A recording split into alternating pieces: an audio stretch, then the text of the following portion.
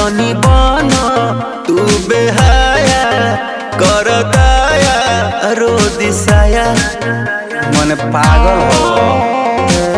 अरे हटो ना कन बलिया उठल लिया अभी बाट नया नया जनी बना तू बेहाया कर दाया रो दिसाया। कच बजवानी हमर भाई का, कच बजवानी हमर भाई का, हे राजा तू